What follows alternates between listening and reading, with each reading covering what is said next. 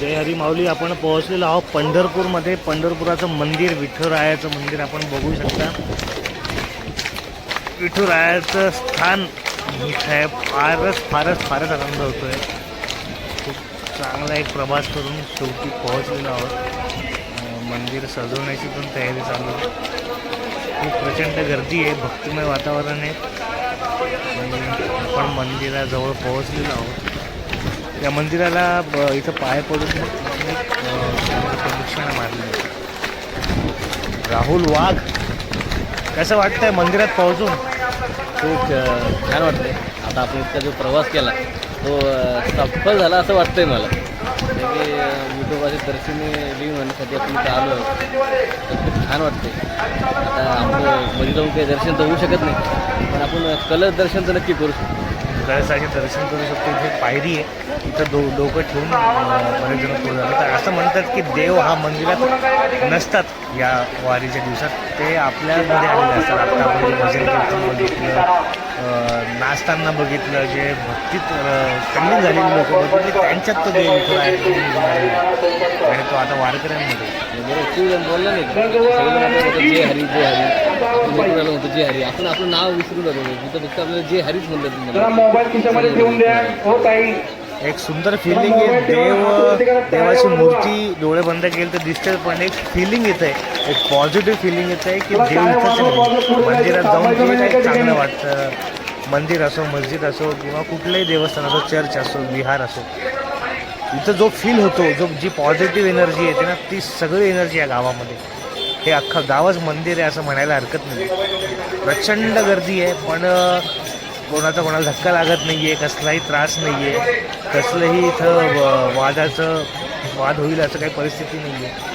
सगळे एकमेकांचा आदर करून, मान ठेवून, एकमेकांना सहकार्य करून, पोलिसांना सहकार्य करून इथं सगळेजण आपापलं दर्शन करत आहेत. भक्तीत हे झालेलं आहे. आणि मला तसं वाटतं की फक्त महाराष्ट्रातून नाही, तर मला असं वाटतं जगाच्या कोपऱ्यापासून जो वारकरी खरं विठुरायांना मानणारा भक्त आहे तो सर्व इथं आलेला आहे. त्या खूप असं म्हणजे आता डोळ्याचं तृप्त झालेलं आहे ते पाहून. विठोबा दिसतो पण इथं आल्यानंतर हे सगळ्यांना इथं विठोबा दिसतो झाला, डोळे एकदम तृप्त झालेले आहे. ते शब्द सांगणं शक्य नाही. ही गर्दी तुम्ही बघू शकता. उद्या एकादशी आहे, त्याच्या आधीची ही गर्दी आहे. आता हळूहळू भाविक गावात प्रवेश करत आहे. तरी अनेक तुकाराम महाराजांची पालखी असेल, त्याच्यानंतर संत ज्ञानेश्वर महाराजांची, या गावापासून 5-5 किलोमीटर अंतरावर त्यांचं मुक्काम आहे, शेवटचं मुक्काम. पण आता ते 5 वाजता संध्याकाळी ते इथं प्रवेश करतील आणि त्यानंतर जी मोठी गर्दी होईल आणि एक वेगळंच वातावरण होईल. पुंडलिकांचं मंदिर इथं आहे, त्याच्यासाठी दर्शनासाठी. आता कलश दर्शन करून आपण झालेलं आहे. आता इथं लोक पहिले आंघोळ करतात आणि नंतर परत दर्शनासाठी जातात. हे आपण पहिले जे आपण होतो ना, ते जे 2 पूल पाहिले, त्याच्या व्यतिरिक्त हा वेगळं आहे. हे जे नेहमी वारी करतात त्यांना हा नसतं माहिती, जो पहिल्यांदा येतो ना त्याला नसतं माहिती. तर आपलं जसं आपण येते ना त्या वाटेने तिकडे गेलो आपण सेल्फी काढण्यासाठी. सेल्फी पॉईंटची एक सवय लागलेली, पण जे मंदिरात जाऊ शकत नाही. आता तुम्ही बघू शकता कीर्तन सुरू आहे, गाणं गात आहे, ते यांच्या मनाने करतं. यांना कोणी सांगितलं त्यांची इच्छा असेल ते करतात, त्यांना जे वाटतं ते पैसे देतात.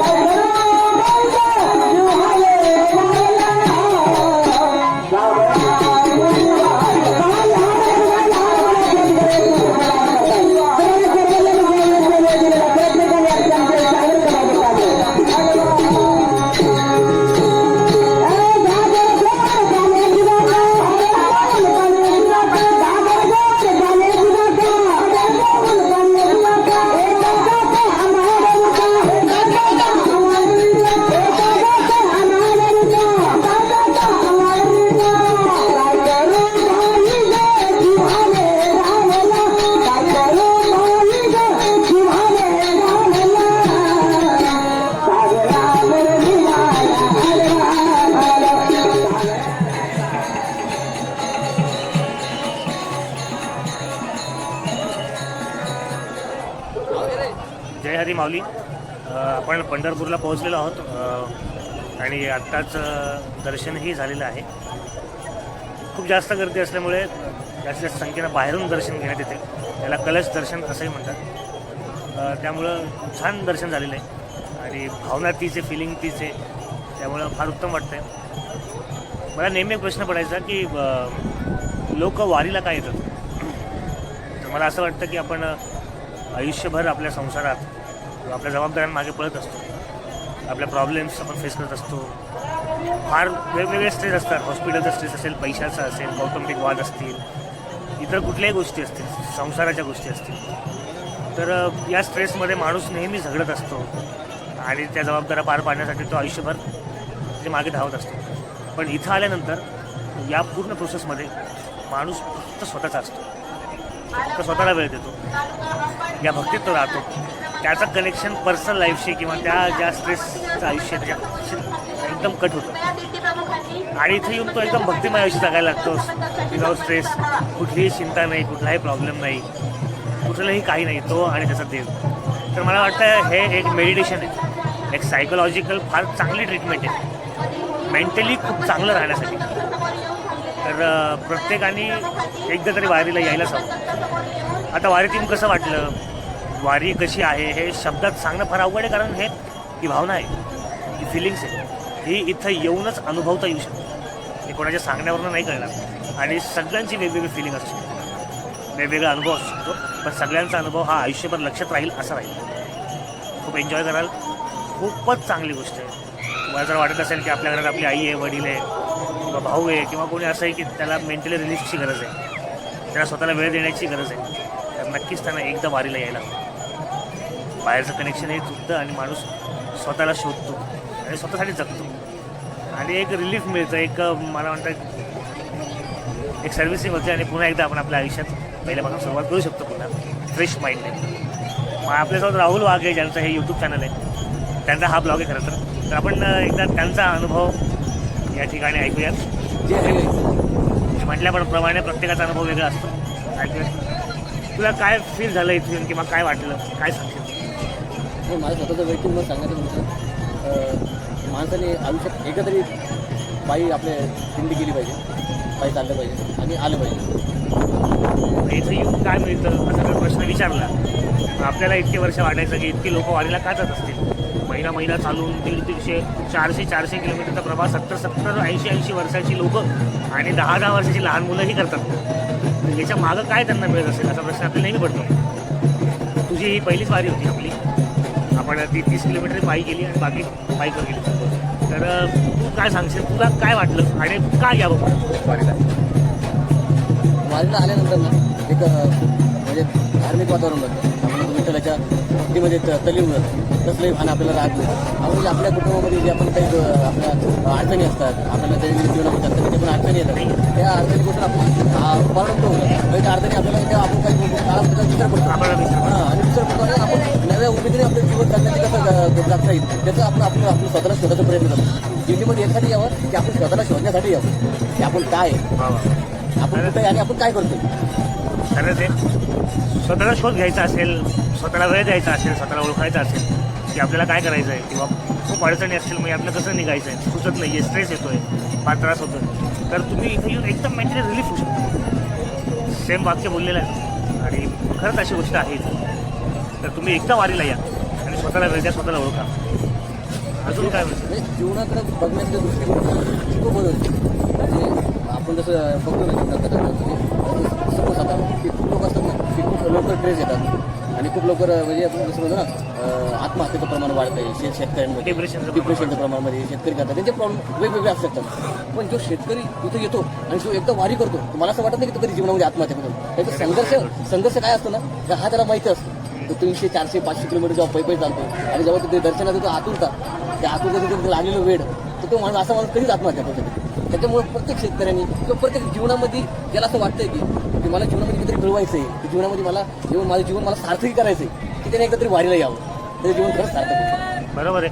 कारण फार स्ट्रेस असला किंवा फार वाईट काळ असला, फार अशी स्थिती असते जिथं माणसं सुसाईडचा विचार करतात, ते करू नये. पण जेव्हा ती स्थिती तेव्हा आपल्याला माहीत असतं की आपल्या पाठीमागा कोणीतरी आहे, तो विठ्ठल उभा आहे. तर आपला काहीच वाकडा होऊ शकत नाही आणि तो त्रास देईल तर मग तो सहन करण्याचे ते पेशन्स पण आपल्याला देईल आणि यातनं निघायला मार्ग पण देईल. खूप चांगलं बोललो राहुल की त्यामुळे तो सुसाईड करू शकत नाही आणि फाईट करू शकतो कुठल्याही प्रॉब्लेमची कुठल्याही गोष्टीची. तुला जे हवं होतं ते मिळालं.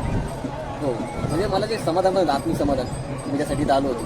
मला जसं आपण आपलं ठरलं तिथे प्रमाणेपणे आपण अचानक आलो आहे व्यवस्थित आपलं ठरलं आणि आपण आलो इथं. तर ते एक जर्नी असते ना ती जर्नी म्हणजे असं शब्दात व्यक्त नाही करू शकत की काय घडलं कसं घडलं म्हणजे अनुभवण्याची गोष्ट आहे. आता एखाद्याला देव दिसला तर ते सांगू शकत नाही कुठे दिसला काय दिसला ते अनुभव असतात कुठल्याही रूपात भेटू शकतो. कुठल्याही रूपात भेटू शकतो आणि ते सांगता येत नाही ते आपण म्हणतो ना समजतं पण उमटत नाही असं असतं ते. तर नक्की तुम्ही सगळेजण एकदा वारीला या. तुम्हाला जेव्हा इच्छा असेल जेव्हा वाटेल तेव्हा एकदा हे करायला पाहिजे. हे एक बेस्ट मेडिटेशन आहे. बेस्ट मेडिटेशन आहे, बेस्ट योगा आहे. मेंटल हेल्थसाठी खूप चांगलं आहे आणि पॉझिटिव्ह एनर्जीसाठी हे फार गरजेचं आहे. तर नक्की तुम्ही जवळच्या लोकांनाही सांगा. तुम्हाला जर वाटलं मला वाटत असेल की जावं किंवा भविष्यात कधीतरी वाटेल की आता काहीच सुचत नाही काहीच नसतं काहीच दिसत नाही आहे कुठली जागा नाही आहे तर तुम्ही एकदा नक्की इथे या. तुमचे सगळे दरवाजे उघडतील. आणि मित्रांनो एक गोष्ट सांगू तुम्हाला की खूपदा असं वाटतं की नाही यार मी म्हातारा झालं तर मी वारीला येईल की नाही यार माझं आता वय निघून गेल्यानंतर मी वारीला येईल. त्या भांगडीत पडू नका. जेव्हा तुम्हाला त्या आतमधून आवाज येईल की मला वारीला जायचंय तेव्हा तुम्ही वारीला या. हे त्या आपण वय झाल्यानंतर किंवा आपण कसं की खूप म्हातारे लोक जिथं असतात किंवा नाही तसं काही नाही. इथं खूप अशी लोक आहे की ते माझ्या वयाचे आहे असे पण खूप लोक आहेत की ते येतात ते वाऱ्या करतात. आपण म्हणजे ती धारणा जी असते ना की आपण म्हणजे आपण सिटीतले असतात गावाकडे असतात आपण स्वतःची क्वालिटी बनवून ठेवली की हेच लोक करतात तेच लोक टिपिकल तसं काही नाही. तुम्ही मनाने श्रद्धेने या. तुम्ही कोणत्याही वयाचे असा एकदा आयुष्यामध्ये तुम्ही वारी करा. मेंटल हेल्थचं एक सांगितलेलं की त्यानं फरक पडेल. त्याच्यानंतर इतकं वॉक केल्यानंतर तुमची फिजिकल हेल्थ पण चांगली असते. या वयात इतका मोठा प्रवास करणं हे जोग नाही आहे. यांना शुगर BP या अशा आजार हे यांच्या जवळपास पण नाही आहेत कारण यांचं शरीर यांचं एक्सरसाइज पण चालू. याला बरेच सायंटिफिक रिझन जर शोधले तर अनेक आहेत. तर आता सध्या आपण जीवनशैली पण झालेली ना की आजकाल आपण म्हणजे आपण सिटीमध्ये राहतो तर आजकाल आपण बाहेर जास्त करून फिरायला जातच नाही. म्हणजे माझी सवय तुटली पहिले आपण कसं आता जशी गावाकडे लोक शेती करतात त्यांची फिजिकल हेल्थ तेवढी एक्सरसाइज होत असते. पण जे सिटीमध्ये लोक असतात त्याची तेवढी ती होत नाही आणि मग ते वेगवेगळे त्रास जे व्हायला लागतात ना तर त्या लोकांनी कमीत कमी वर्षातून एकदा तरी वारी केली पाहिजे असं माझं वैयक्तिक मध्ये. तर त्यांना कुठल्याही प्रकारचे जे म्हणतात ना वर्षभर व्यायाम न करतो फक्त एक महिना तुम्ही दिंडी करा तुम्ही सगळे कुठलेही आजार होणार. तर एकदा नक्की या. आता प्रवास सध्या संपलेला नाही आहे तर इथून पुढचा प्रवास परत 30 किलोमीटर परत जाऊन पायी जाऊन आपल्याला बाईक घ्यायची आहे आणि तिथून पुढचा प्रवास मी तिथे पोहोचल्यानंतर सांगेन. जय हरी. जय हरी.